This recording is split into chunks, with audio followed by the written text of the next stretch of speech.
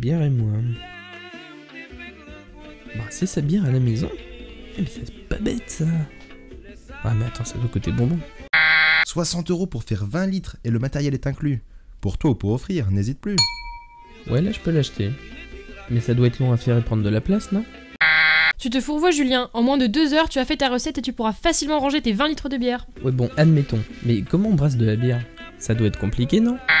Pas compliqué, regarde. Tu stérilises ton matériel, tu fais bouillir du houblon pour l'amertume. Quand c'est fini, tu rinces bien ton matériel, puis tu enlèves le houblon, tu coupes le feu, tu verses l'extrait de malt quand c'est dissous, tu mets le houblon pour les arômes et le tout en fermenteur et de l'eau froide jusqu'à 20 litres, tu mets tes levures, on ferme le couvercle et le brassage est fini. Et maintenant, tu penses que ma bière sera bonne? Bien sûr, teste avec tes amis, ils sauront apprécier et te donner leurs avis. Et voilà, maintenant tu peux partager. Allez, à votre santé!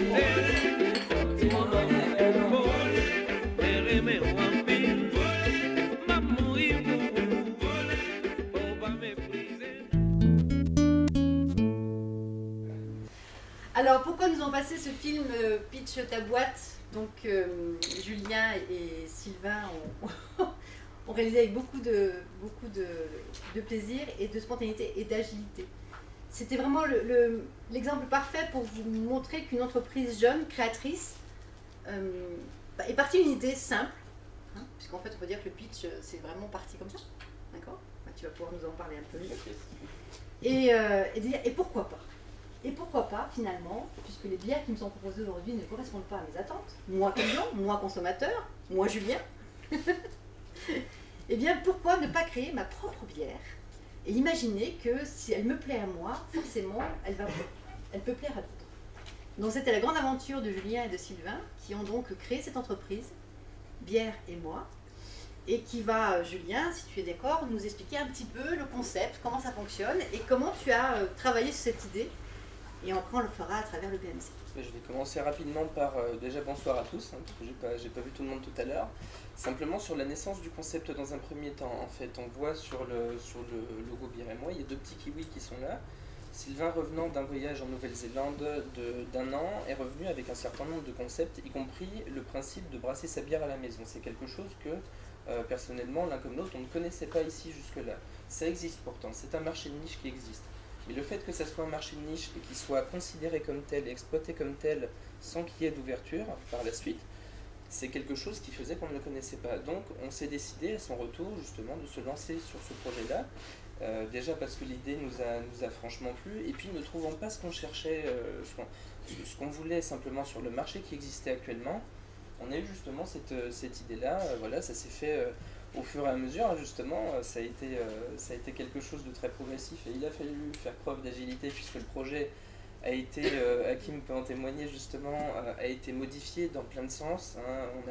On est parti d'une idée justement très large avec une structure complexe, lourde, et finalement pour arriver à une structure qui nous permette cette agilité-là et de mettre un pied devant l'autre et d'avancer de manière sereine justement.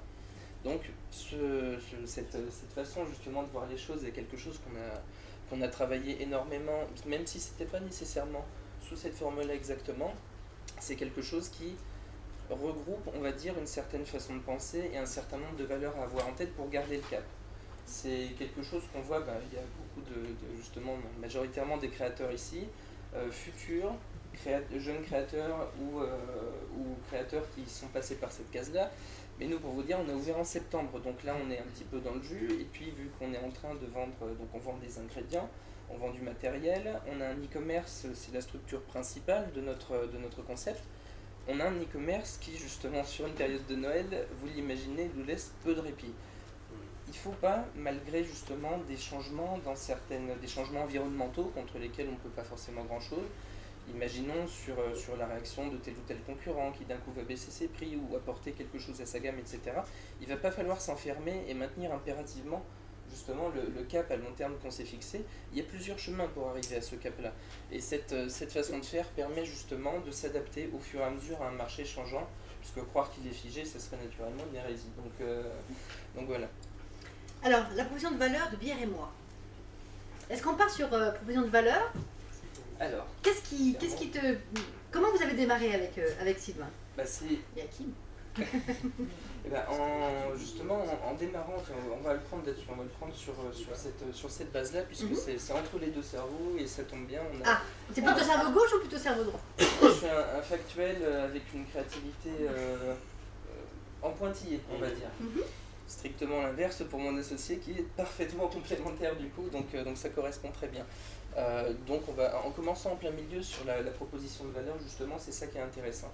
Le brassage amateur, quand tu es revenu justement de Nouvelle-Zélande avec ce concept-là, j'ai fait des yeux comme ça en n'imaginant pas forcément faire ça. Pour moi, il fallait du matériel, puis c'est un produit qui était mystérieux, la bière. En tant que consommateur pur et dur, j'avais pas spécialement on va dire de moyens d'imaginer comment on pouvait la faire soi-même à la maison avec du matériel. Donc il fallait créer quelque chose derrière et on s'est basé sur un certain nombre de produits et de services qu'on pouvait apporter. Et puis en second temps, on s'est dit, mais c'est pas ça, ça existe, il y a des choses qui existent déjà autour de ça. Et la proposition de valeur, justement, c'est faite sur qu'est-ce que nos clients vont chercher derrière ça. Et nous, ça part d'un constat assez simple, c'est des valeurs psychologiques qui sont, avec le recul maintenant, assez évidentes. C'est ce côté liberté, où on est indépendant dans le fait de faire sa bière.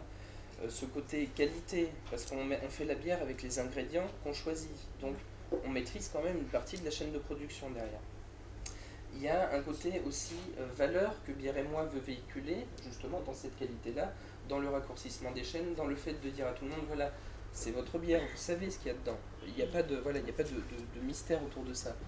Et c'est ça qu'on souhaitait justement apporter aux clients à ce moment-là. La liberté, la transparence. La liberté, la transparence. Produit de qualité. Ouais, facilement identifiable, on sait ce qu'il y a dedans. C'est ça, et puis... Donc vous vendez de la sécurité. On vend un peu de sécurité, il y a pas mal d'orgueil aussi. Alors si on reprend, je pense que la plupart vous connaissez la grille Soncas qu'on utilise, sécurité, orgueil. Il y a justement, voilà, l'orgueil, donc de la fierté. On a appelé ça Bière et Moi pour une bonne raison, c'est ma bière. C'est une vraie identification. Les levures étant des organismes vivants, quand on utilise une méthode de brassage à la maison de manière artisanale, on a 2 fois une bière qui va, si on fait exactement la même recette et qu'on suit la même méthode stricto sensu, on va avoir 2 fois une bière qui va se ressembler en énormément de points, mais ça ne sera pas exactement la même. Les levures sont vivantes. Donc voilà, il y a ce côté orgueil où ma bière elle est unique. Voilà, c'est comme ça. Je fais mon étiquette dessus, et puis c'est moi qui capsule, et puis voilà, c'est quand même quelque chose, quand on l'ouvre, il n'y a pas plus personnel. Et quand on offre ça à quelqu'un, ça c'est aussi quelque chose de très très important, puisque c'est un plaisir qui est souvent justement partagé entre le fait de l'avoir fait soi-même et le fait de la proposer à ses amis, sa famille, et voilà, ou de l'offrir à Noël par exemple. Mais ça, voilà. Par exemple. Ah, c'est d'actualité pour le coup. Voilà, donc il y a un côté aussi, donc si je suis toujours cette grille Soncas, admettons, le côté argent, puisque faire sa bière, on s'est aperçu aussi, à force de faire notre étude de marché, que ça pouvait revenir franchement moins cher que d'acheter certaines bières du commerce industriel qu'on prend régulièrement. Il y a un côté confort qui existe dans le sens où la bière est de bonne qualité. On ne sera pas sur la qualité d'un brasseur artisanal qui fait des méthodes artisanales, qui brasse sa bière depuis 15 ans avec un matériel qu'il connaît par cœur et dont c'est le métier, bien sûr. Par contre, par rapport aux bières industrielles dont on se gave et dont nous on se souvient nécessairement en tant qu'étudiant par exemple, là il y a un changement clairement. Là il y a un énorme changement. Et il n'y a plus de retour en arrière possible. C'est-à-dire qu'au bout d'un moment, s'habituer à une certaine qualité, c'est un petit peu délicat de revenir en arrière maintenant.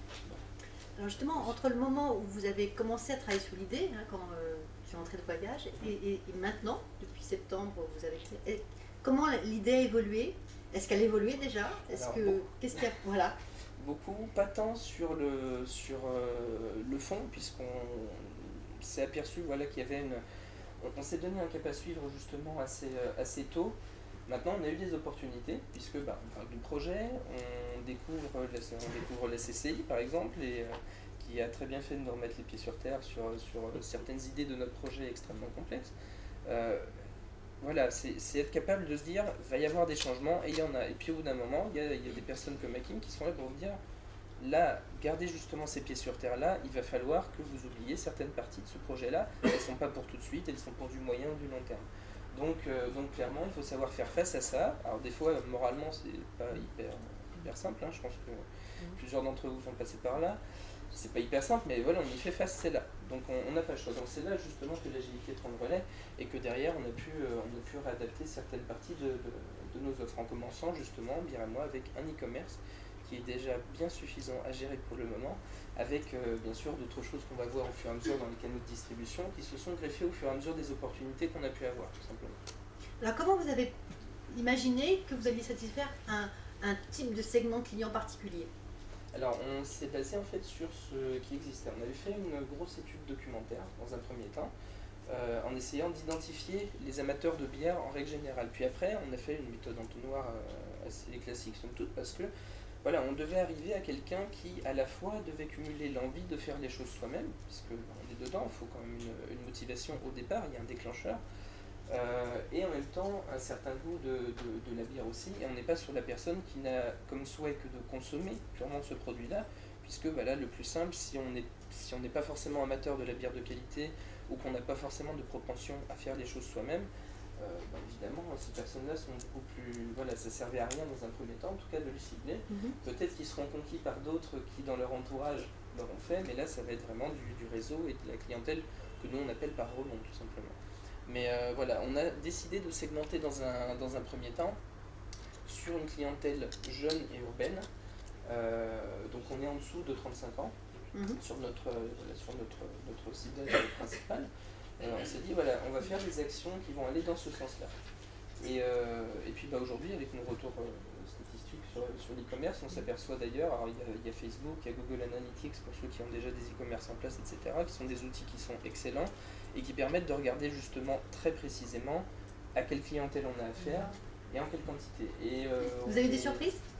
Et ben, j'allais dire, d'un côté, on a eu plus de rebonds qu'espéré. C'est-à-dire qu'il y a quand même pas mal de retraités qui nous ont fait le plaisir d'avoir envie de faire leur bière et qui s'éclatent là-dedans. Donc ils ont plus de 35 ans, a priori. Voilà, quoique j'en connais certains qui sont à la retraite à 35 ans, mais a priori, ils ont quand même plus de 35 ans. On a 75% de notre clientèle qui correspond au ciblage principal qu'on s'était fixé. D'accord. Et du coup ouais, là-dessus, effectivement, on est ravis. Alors, ça a nécessité des correctifs aussi par moment, parce qu'on a envie de faire tellement de choses. Ce canevas-là, par exemple, on a envie de le remplir complètement. Après, on est deux. On va pas embaucher 10 personnes la première année pour pouvoir faire ça, voilà, pour faire tout ça correctement. Il y a des choses qui viendront au fur et à mesure nécessairement. Maintenant, voilà, de toute façon, l'avantage de cet outil, sur lequel vous avez travaillé, c'est qu'il n'est pas figé. C'est vraiment un outil pour réfléchir à un instant T par rapport aux questions que vous posez au niveau de la création ou du développement d'entreprise, etc. Mais ça bouge. Et heureusement d'ailleurs que ça bouge. Ça correspond à ce qu'on disait tout à l'heure, qui est il faut être agile, flexible, et puis saisir les opportunités, parce qu'il y a peut-être des choses qui ne sont pas encore apparues aujourd'hui, ne serait-ce que par les partenaires, qui vont aussi être le bloc partenaire clé, influence terriblement en fait le BMC. Et vous aurez sans doute des opportunités qui vont se présenter, auxquelles vous n'avez pas encore idée, et qui vont forcément faire bouger le c'est régulier, c'est-à-dire que tous les mois ou tous les 2 mois, on a une nouvelle opportunité qui se présente à réfléchir à plus ou moins court ou long terme. Et voilà, le tout c'est de définir sa stratégie en fonction de ça, de se dire si je saisis cette opportunité-là, est-ce que ça va me dévier beaucoup de mon cap ou pas, comment je vais faire pour continuer à le suivre, etc. Donc là, puis est-ce que j'ai les moyens de la faire ou pas aussi, c'est là qu'est toute la stratégie, c'est ne pas se bouler tout seul en mettant toutes ses billes dans un endroit. C'est clairement dangereux. Clairement dangereux. En même temps, il faut savoir où on veut aller. Il faut savoir où on veut aller, c'est ça, c'est vraiment, je trouve personnellement, je sais pas si je suis très cerné ou pas, mais ouvertement, pendant la période de Noël, maintenir un cap, c'est pas quelque chose de simple non plus, puisqu'on a je pense que je suis loin d'être le seul dans ce cas-là, non pas que vous ayez des cernes ou quoi que ce soit, mais ce que je veux dire, c'est qu'on a tellement la tête dans le guidon que ça, c'est un outil qui est très simple, avec quelques mots-clés par-ci par-là, qui permet de définir ça, et de s'y tenir. Et justement, sa simplicité fait qu'on peut rester agile et justement maintenir la maintenance. Alors, tu parlais de maintenir le cap. Qu'est-ce qui est justement qui donne le cap? Alors, clairement, c'est... il y a une question qu'on se pose assez régulièrement, c'est qu'est-ce qu'on sera dans 3, 5, 10 ans? Quelle est cette vision-là, clairement? Alors, le cap, c'est les valeurs, en fait, principalement les valeurs. C'est pour ça que vous devez réfléchir profondément sur qu'est-ce que je veux faire. comment je veux le faire et pourquoi je veux le faire. Parce que véritablement, avant de passer au BMC, à la réflexion, je dirais, stratégique des produits et services proposés pour des segments clients avec des sources de revenus et des structures de coûts, au-delà de ça, il faut déjà raisonner plus en amont et de dire mais pourquoi je fais ça? D'où ça vient cette idée et pourquoi finalement je vais me lancer dans la fabrication de la bière? Clairement, c'est ça. Puis, nous tous, là, si on a créé, c'est qu'on a un certain nombre de valeurs à défendre aussi. On a des projets qui nous ressemblent nécessairement. Donc, comment on se voit, nous, qui on a envie d'être dans 10 ans? Enfin, pour moi, c'est un peu la vraie question derrière. C'est peut-être un petit peu partir loin. C'est ça. Non, mais c'est ça, c'est le socle. Pour certains, mais voilà, c'est ça. Pour moi, c'est vraiment un socle qui est là, qui est vital. Donc, et des fois, on se perd effectivement à s'enfermer justement dans le travail, dans certaines techniques qu'on a décidé de faire. Par exemple, un marché qui a été pas forcément mal segmenté, mais où la cible n'est pas tout à fait adaptée, plutôt que faire une petite réadaptation. Il y a des moments où on s'aperçoit au bout d'une semaine, on se dit mais attends, je me suis enfermé dans un cycle qui me fait m'acharner sur une cible qui du coup n'est pas forcément la bonne. J'ai juste peut-être une petite réadaptation à faire pour ne pas avoir autant d'énergie à dépenser sur ce poste-là et être beaucoup plus efficient. Donc voilà, c'est autant de choses que permet justement le BMC. C'est pour ça que c'est amusant de le faire avec des post-it, parce que comme c'est quelque chose qui évolue tout le temps, ce que vous avez décidé il y a 3 mois, il faut régulièrement retravailler dessus, dire est-ce que je suis vraiment toujours au clair avec ce que je veux faire, de comment je veux le faire, pour qui je veux le faire. Une fois de plus, les revenus n'est que la conséquence d'un travail bien fait. D'accord ? Si vous travaillez uniquement sur comment je veux gagner de l'argent, vous mettez un peu comme les chevaux des œillets et pas forcément, vous allez peut-être effectivement démarrer, mais il y a peu de chances pour que vous puissiez durer. Donc ce qui fait durer, c'est vraiment des valeurs fortes que vous défendez. Et avoir toujours cette lecture, je dis souvent qu'un chef d'entreprise, c'est quelqu'un qui a les pieds sur terre et la tête dans les étoiles. Et en fait, le BMC permet d'être un peu le curseur permanent en fait, entre ces deux aspects. Parce que la tête dans les étoiles, c'est bien gentil, mais on n'est pas non plus dans un pays des bisounours. Hein. Il faut... Non, si. Je l'ai cru longtemps, mais non. Voilà, donc c'est vrai, c'est bien créé de vouloir monter une entreprise, mais quand même, il faut aussi tenir compte de l'environnement, sectoriel, parfois compliqué, économique aussi. Alors, j'aime pas qu'on parle de crise, parce que pour moi, c'est pas la crise. Hein. On est en mutation économique permanente. Là aussi, je pense que vous avez vu votre sphère, il pourrait faire des BMC, ça serait pas mal. Voilà, exactement. Tout à fait. Donc c'est bien de penser loin, de voir grand. Il faut voir grand. Tous les chefs d'entreprise qui réussissent ont toujours eu une vision de ce qu'ils voulaient faire. Et forcément, c'est un peu la loi de l'attraction. C'est-à-dire que si vous savez ce que vous voulez faire, si vous voulez bien défendre vos valeurs fortes, donc des valeurs effectivement de chef d'entrepreneur, que vous mettez au service de votre entreprise, eh bien, par cette loi d'attraction, vous avez des partenaires, des gens qui viennent sur votre chemin et qui contribuent en vous voyant donc réussir, en voyant ces aventures nouvelles, dire mais moi aussi je veux faire partie de cette aventure-là. Et ils contribuent aussi à votre succès. C'est important pour vous d'être toujours concentré sur les valeurs fondamentales que vous voulez mettre en œuvre dans vos entreprises. C'est vraiment ce qui fait la différence entre celui qui réussit et celui qui ne réussit pas. Il y a toujours 2 types de chefs d'entreprise que je rencontre très souvent. Il y a ceux qui ont des projets et il y a ceux qui ont des problèmes. Ce ne sont jamais les mêmes.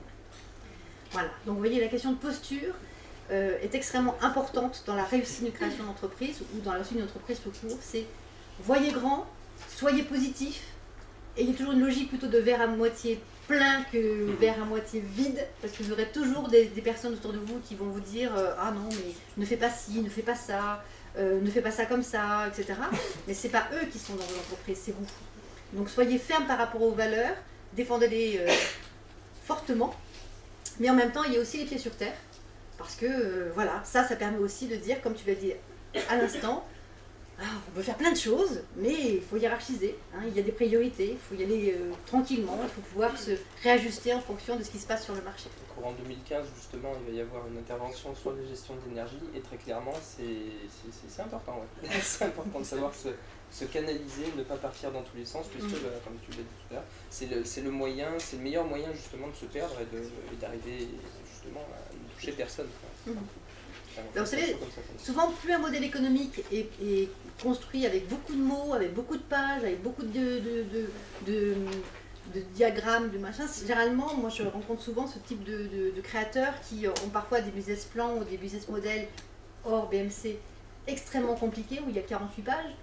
J'ai résumé en une phrase ce que vous faites et pourquoi vous le faites, et en règle générale ils ont un peu de mal parce qu'on se perd justement dans trop de détails. Un homme ou une femme qui réussit, c'est quelqu'un qui est capable de synthétiser très rapidement de quoi ça s'agit. Et le BMC, avec les mots-clés, c'est pas mal, vous voyez, c'est un outil qui permet vraiment de que des mots-clés en fait. Transparence, honnêteté, qualité, rendre unique. Et derrière chaque mot, il y a de vraies actions. L'idée, c'est de ne pas intellectualiser ce que vous faites, mais d'écrire des choses vraies, justes, et surtout, de les mettre en œuvre. Parce que c'est pas le tout d'écrire les choses. Mais ce qui est intéressant, c'est après de passer à l'action. Et c'est uniquement en le confrontant aux clients potentiels, à vos prospects, à vos segments clients, à votre entourage, à vos partenaires, que vous saurez si vous êtes dans la bonne direction ou pas, puisque c'est eux qui vous achètent. Une fois de plus, la logique, c'est pas qu'est-ce que je vends, mais plutôt qu'est-ce que mon client m'achète. Vous voyez, ça inverse un petit peu le raisonnement. Alors qu'est-ce qu'ils achètent? Ah ben oui, justement, ces différents côtés, cette liberté, cette indépendance, cette qualité, et c'est un plaisir partagé. Enfin, Plaisir partagé. Comme ça. C'est vraiment ce côté, c'est le savoir-faire. Ça ressemble énormément à la cuisine. Ça ressemble énormément à la cuisine dans le sens où on a envie de faire plaisir aux autres et en même temps ça fait quand même sacrément plaisir de le faire et d'avoir fait soi-même.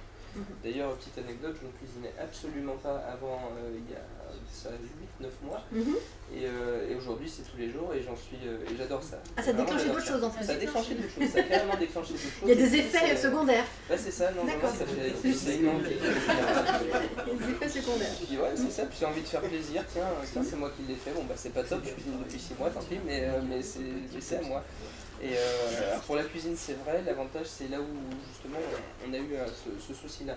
C'est-à-dire que les gens font rapidement un parallèle, là je vais parler uniquement dans le cas de Bière et moi, il y a un parallèle qui est fait souvent entre le vin qu'on fait à la maison et la bière qu'on fait à la maison. Le vin est issu justement d'un processus qui est plus compliqué à maîtriser, qui demande vraiment beaucoup plus de savoir-faire et de matériel que la fabrication de sa bière qu'on a justement su, et c'était un des sine qua non en fait de notre entreprise au départ. On ne voulait pas qu'il y ait de déception au moment de goûter sa bière. C'est vraiment quelque chose qui nous a toujours tenu à cœur, parce que c'est toujours, voilà, c'est décevant, ça met un coup au moral, c'est quelque chose qu'on a systématiquement eu envie d'éviter. C'est pour ça que justement on a travaillé, alors justement on parlait des partenaires clés tout à l'heure. Alors c'est qui vous pouvez compter aujourd'hui? Alors assez ouvertement, on en a vraiment deux principaux. Ludovic Siléo ici présent qui représente Bière Lab, qui nous a énormément aidé pour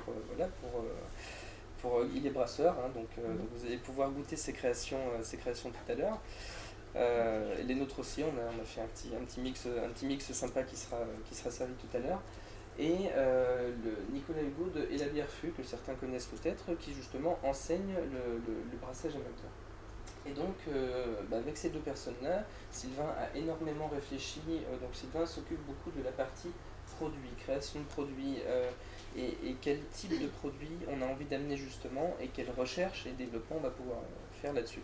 Donc ça demande énormément de travail en amont. C'est pour ça qu'entre le retour, par exemple, de Sylvain de Nouvelle-Zélande et septembre 2014, donc c'était juin 2013, septembre 2014, hein, ça a pris quand même pas mal de temps de réflexion en amont.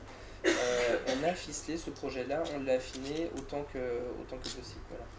Donc ça a mis du temps, mais là aujourd'hui on a des recettes qui sont on a fait des manuels qui vont bien avec et qui permettent à tous, même on a pris quelques testeurs qui justement ne connaissaient absolument rien à la cuisine. Hein, on s'est dit de toute façon il y a bien des gens à qui on va offrir le kit qui n'ont jamais touché à une casserole de leur vie, et eux il faut qu'ils sachent le faire. C'était vraiment important aussi, ça fait partie d'un certain nombre de valeurs justement à défendre, et là voilà, ça c'était des sine qua non, et ça se passe extrêmement bien d'après les retours de nos clients. Donc dans la proposition de valeur, il y a aussi simple à utiliser. Simple à utiliser, c'est vraiment quelque chose d'important, puisque dans notre cible justement des moins de 35 ans, c'est les débutants. Le but c'est, on a affaire à un marché de niche qui est comme ça, que nous on n'a pas connu alors que le domaine nous intéresse. Ce qu'on veut c'est le démocratiser, c'est ça qui va être intéressant derrière, c'est montrer à tous qu'on peut le faire. et expliquer de manière simple et ludique aussi que brasser sa bière c'est quelque chose de sympa. Donc voilà, on a essayé d'élargir un marché de niche simplement en se concentrant sur le débutant.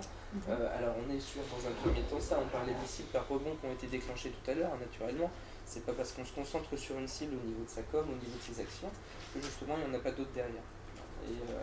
Et nos partenaires nous ont aussi énormément aidés, puisqu'on a des partenariats aussi derrière qui nous permettent une certaine source de revenus, puisque voilà, naturellement c'est des prescripteurs qui sont dans le milieu, qui ont affaire à des amateurs régulièrement et qui nous ont énormément aidés à ce sujet-là.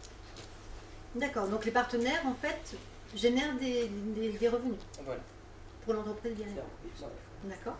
Et de quelles ressources clés avez-vous besoin aujourd'hui? Alors aujourd'hui, c'est assez Comment ça basique dans le sens où on a Sylvain un et e-commerce. Julien. Alors, e-commerce avec toute la communauté qui va avec, le Facebook, Twitter, qu'on peut absolument pas bouder.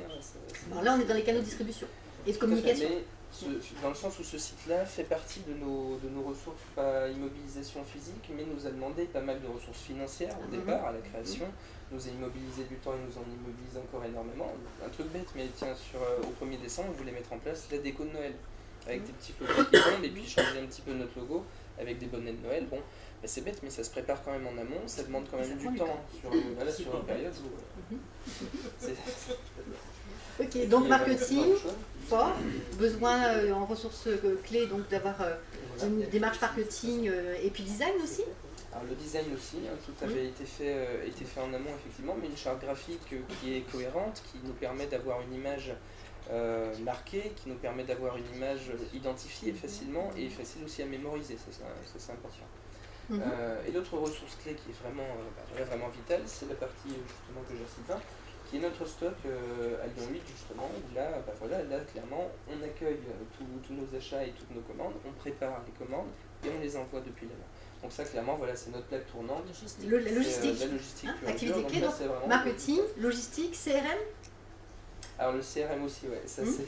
On a mis beaucoup de choses dès le départ comme ça, mais ça a été... Alors après, est-ce que c'était judicieux de le faire dès le début stratégiquement ou pas? Aujourd'hui, on est très content de l'avoir, ça nous permet de gérer justement, une clientèle et le produit et le stock qui va... Avec quel objectif? Avec quel objectif D'avoir un CRM qui fonctionne bien. Là, clairement, c'était nous dégager du temps. On est deux. On est deux, donc deux pour gérer un e-commerce, c'est pas de trop, c'est vraiment pas de trop.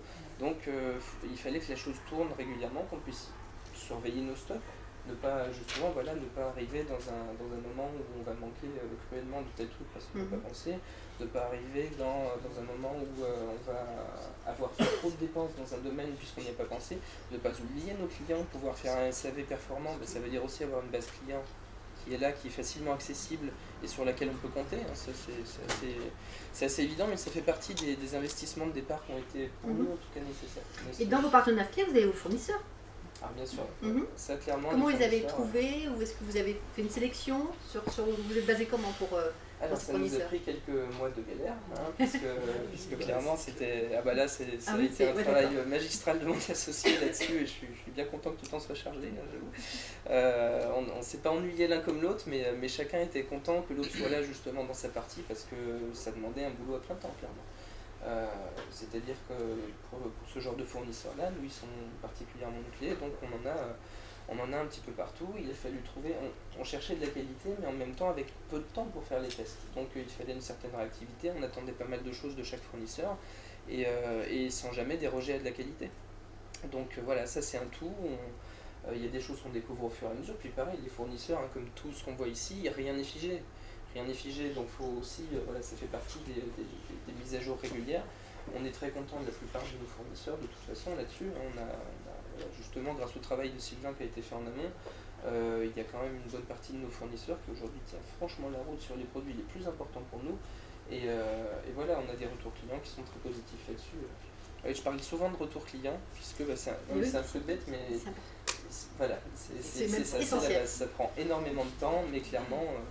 c'est eux qui nous font vivre. C'est ça, il n'y a pas d'entreprise. Alors justement, source de revenus aujourd'hui. Alors source de revenus, on a à la fois justement cette partie de l'e-commerce, pur et dur, dans l'achat-vente. On a aussi des partenaires dont on parlait tout à l'heure qui nous permettent de générer des revenus réguliers. Et ça, c'est important. Sous quelle forme? Alors, sous la forme d'un partenariat, justement, qu'on a mis en place, où sur certains produits, on fait à la fois des achats groupés, on a à la fois des commandes régulières, on les dépanne au niveau du stockage, puisqu'on a investi assez rapidement sur un stock qui nous immobilise pas mal de ressources, hein, justement, dans les ressources clés. C'est clairement nos charges fixes principales sont là.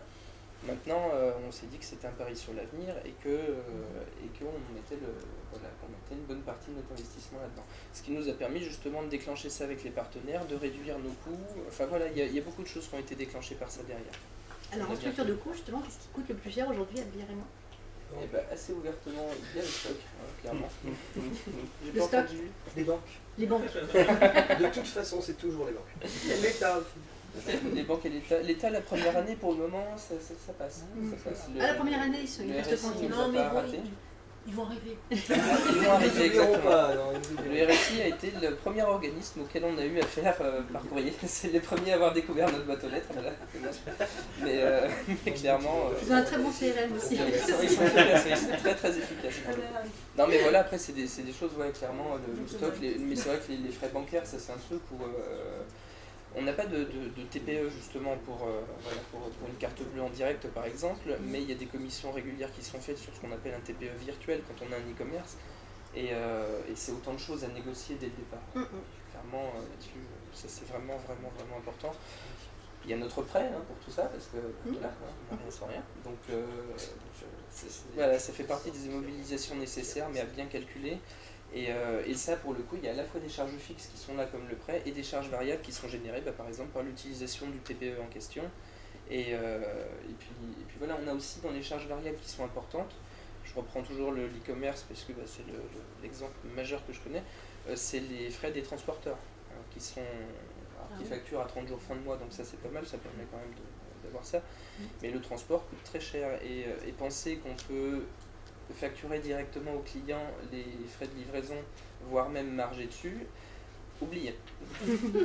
Oubliez, c'est-à-dire que clairement, en ayant sondé 5 transporteurs différents, on arrive à quelque chose où l'internaute a une certaine idée des frais de port qu'il est prêt à mettre dedans.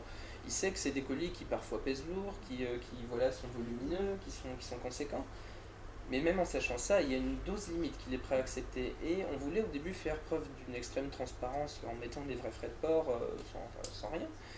Non, ça fait partie justement des mouvements qu'il y a eu et de l'agilité qui a été faite à ce moment-là, puisque on va revoir notre politique de prix, puisque on a un ascenseur psychologique qui ne marche pas du tout dans le bon sens, avec quelqu'un qui est extrêmement satisfait tout le long de sa commande, et qui à la fin se dit ah oui, donc en fait il m'assassine à ce moment-là. Bah non, il a plus des vrais frais.